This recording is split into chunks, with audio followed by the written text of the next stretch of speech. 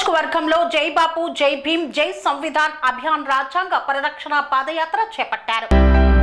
ఖమ్మం నియోజకవర్గంలోని ఖమ్మం నగర 28, 29 డివిజన్లలో గజ్జల లక్ష్మీ వెంకన్న, కొప్పెర సరిత, ఉపేందర్ల ఆధ్వర్యంలో జై బాపు జై భీమ్ జై సంవిధాన్ అభియాన్ రాజ్యాంగ పరిరక్షణ పాదయాత్ర నిర్వహించారు. ఈ కార్యక్రమంలో ముఖ్య అతిథిగా హాజరైన జిల్లా కాంగ్రెస్ కమిటీ అధ్యక్షులు పువ్వాళ్ల దుర్గా ప్రసాద్ మాట్లాడుతూ రాహుల్ గాంధీ ఆలోచన విధానాన్ని, ఈ దేశానికి మహాత్మా గాంధీ, డాక్టర్ బిఆర్ అంబేద్కర్ అలాగే కాంగ్రెస్ పార్టీ స్వాతంత్ర సమరయోధుల పోరాట కృషిని, త్యాగాన్ని ప్రతి బూత్లోని ప్రతి గడపకు చేరవేస్తూ ఇప్పటి యువతరానికి రాజ్యాంగ పరిరక్షణపై వివరిస్తూ ఈనాడు బీజేపీ నిరంకుశ పాలనకు వ్యతిరేకంగా, రాజ్యాంగ సూక్తులకు వ్యతిరేకంగా పనిచేస్తున్న తీరును ప్రజలకు వివరించారు.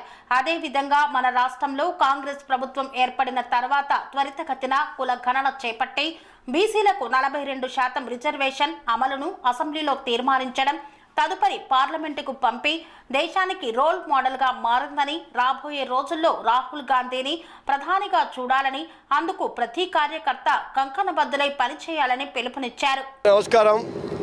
ఈరోజు డాక్టర్ బాబాసాహెబ్ అంబేద్కర్ గారి 135వ జయంతి సందర్భంగా యావత్ భారతదేశంలో దేశమంతటా వాడవాడలా కూడా ఈరోజు చక్కగా మరి ఆయన జయంతోత్సవాల్ని చాలా ఘనంగా గొప్పగా జరుపుకోవడం జరిగింది. అట్లాగే తెలంగాణ రాష్ట్ర ప్రభుత్వం కూడా చాలా ప్రతిష్టాత్మకంగా ఈ కార్యక్రమాన్ని తీసుకొని పెద్దలు రేవంత్ రెడ్డి గారు, రాష్ట్ర ముఖ్యమంత్రి వర్యులు కూడా ఈరోజు ఉదయం చిన్న ట్యాంక్ బండి దగ్గర అంబేద్కర్ స్టాచ్యూ దగ్గర ఘనంగా ఈరోజు ఓపెన్ చేయడం జరిగింది.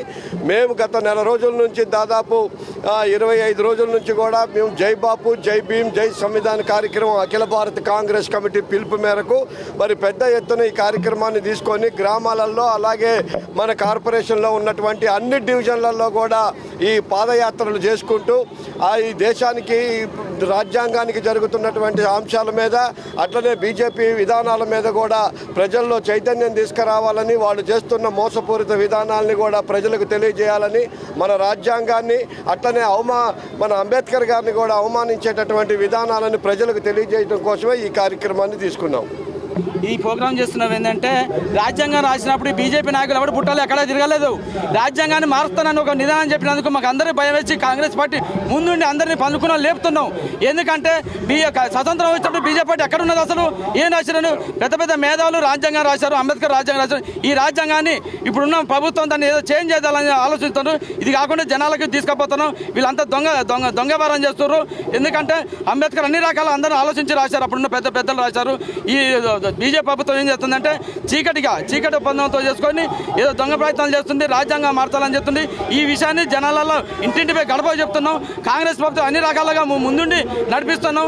కాంగ్రెస్ ప్రభుత్వం ఏంటంటే పేదల కోసం అన్ని రకాలుగా అన్ని పథకాలు చేస్తున్నది. ఈ పథకాలతో కాకుండా వీళ్ళు చేసే దొంగ వరాలు కూడా మేము చెప్తున్నాం. జనాలకు ఏంటంటే ఇంటింటికి పోయి సన్నబి ఇచ్చారు, కరెంట్ బిల్లు అన్ని చెప్పుకుంటా ఈ నినాదాలు కూడా తీసుకొస్తున్నాం. అందరికంటే జై రేవంత్ రెడ్డి అన్న, జై సీఎం. ఈరోజు అంబేద్కర్ గారి జయంతి పురస్కరించుకొని ఈరోజు పెద్ద ఎత్తున అంబేద్కర్ గారికి నినాదాలు చేస్తూ మనం ఈరోజు డివిజన్లో కానీ తిరగడం జరిగింది. అంబేద్కర్ గారు ఈరోజు జయంతి సందర్భంగా మనం చేసిన ఈ జై భీము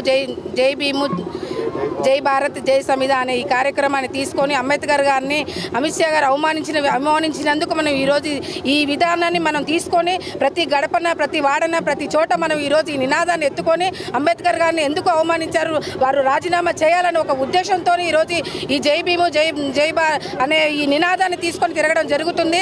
ఇది ఆగదు. అంబేద్కర్ గారిని అవమానించినందుకు తప్పక క్షమాపణ చెప్పాల్సిందే అని మేము డిమాండ్ చేస్తున్నాము. అంబేద్కర్ గారిని అవమానించినందుకు తప్పక క్షమాపణ చెప్పాలి వాళ్ళు.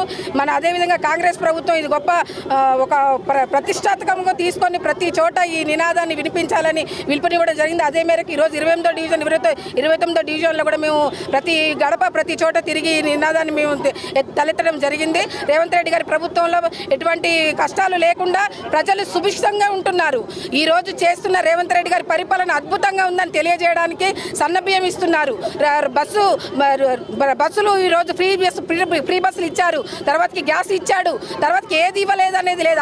6 గ్యారెంటీలలో ప్రతి గ్యారెంటీని మన రేవంత్ రెడ్డి గారు ఛాలెంజ్గా తీసుకొని చేస్తున్నాడు. అటువంటి రేవంత్ రెడ్డి గారికి మనం వెన్నుదండలుగా ఉంటూ ప్రతి విషయాన్ని కూడా మనం చేస్తున్నాం పని, కానీ ప్రజల్లోకి తీసుకెళ్ళలేకపోతున్నాం. అది ప్రజల్లోకి తీసుకెళ్లాలని ఒక నినాదంతో మనం ఈరోజు మనం చేసేది కొంచెము కొంతమంది ప్రభుత్వాలు చేసింది కొంచెము, చెప్పుకుంది ఎంతో, కానీ మనం చేసేది ఎంత ఉంది, చెప్పుకునేది కొంచెం ఉంది. కాబట్టి ఈ రోజు మనం చేసే పనులు ప్రతి గడప, ప్రతి గ్రామం, ప్రతి చోట మనం ఈ నినాదాన్ని తీసుకెళ్తూ రేవంత్ రెడ్డి గారు చేసే మంచి పనిని తెలుసుకోలేకపోతున్న ప్రజలకు తెలియజేస్తూ ఇంకా రానున్న దినముల రేవంత్ రెడ్డి గారు చేసే పనులకు మనందరం ఎన్నుదండలుగా ఉండాలని ప్రతి ఒక్కరూ కోరుకుంటూ రేవంత్ రెడ్డి గారికి ప్రత్యేకమైన ధన్యవాదాలు తెలియజేస్తున్నారు. పనేసియా మెరిడియన్ హాస్పిటల్స్ ప్రతి సామాన్యుడికి అందుబాటులో అంతర్జాతీయ వైద్య ప్రమాణాలతో వైద్యం, 24 గంటల అంబులెన్స్ సర్వీసుతో పాటు అత్యవసర సేవలతో ఏర్పాటైన చికిత్సా విభాగం.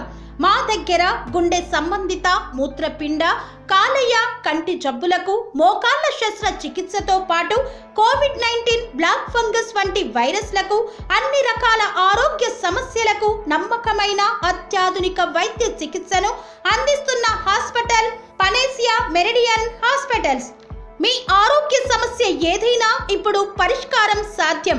సంపూర్ణ ఆరోగ్యం కోసం సంప్రదించండి Panacea Meridian hospitals, opposite Beeramguda Kaman, RCPuram, Sangareddy district, pin code 502032. సంప్రదించాల్సిన ఫోన్ నెంబర్ 0845524177 మరియు 7893757770.